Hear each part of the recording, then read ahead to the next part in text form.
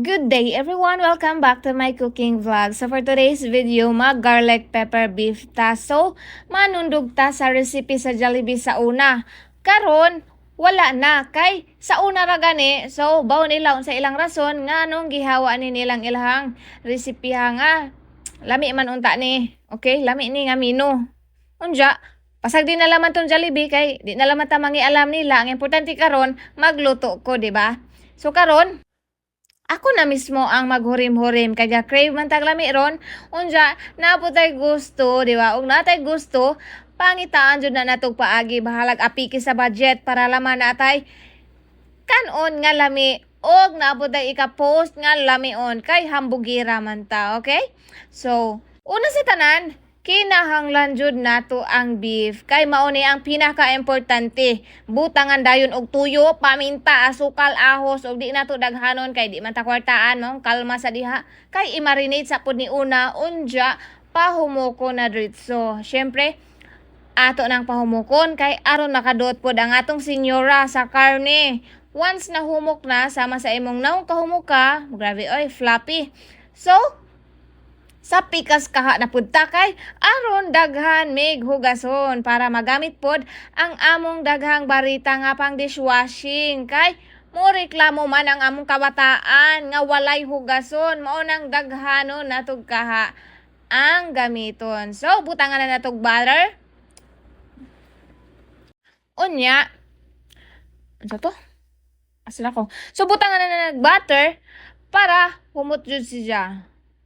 Og ibutang na dito ang ahos hasta ang platito giapil og lunod. Nasuko man ditipod ning nagluto kay nagdabog-dabog man. Nagdabog ba? Bitaw wala ra. So og golden brown na siya, ato nagajud nang ipadaplin. Ato gajud nang haunon kay og mapalabian na mapait na. So madyo pag nagampalaya na lang ta kay og ganahan man gani tagpait, di ba? So karon ibutang na dito ang sibuyas ug ang mushroom. Pag halo-haloin ra na ug i-add na dito ang cornstarch. And then, ang beef nor cube i-apil na sad og salang diha. Butangan na dito dayon na og tubig. Ayaw pud pala bii og tubig kay basin unjag mula saura pud na sige. Di ba? Say sige. Ngano mo ingon makog sige, ha?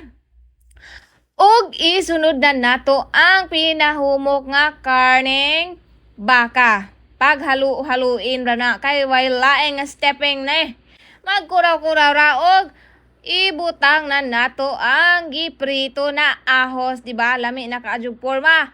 Mas lami pa jud ni glasa, di basta-basta kung aho ka jud ning i-rate, automatic 10/10 dajon. So, pwede na ni kanon, di ba?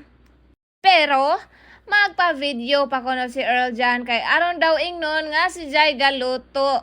Liwat pod ni na ipagkahambog ng sagpro. So, mga una ta kay ready na ang garlic pepper beef, di ba? Shalan! So, let's eat na guys.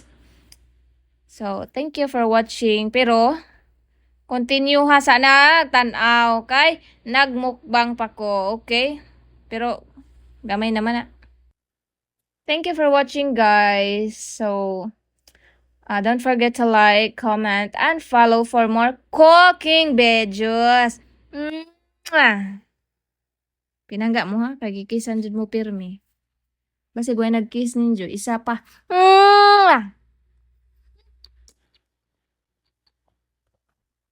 So, thank you.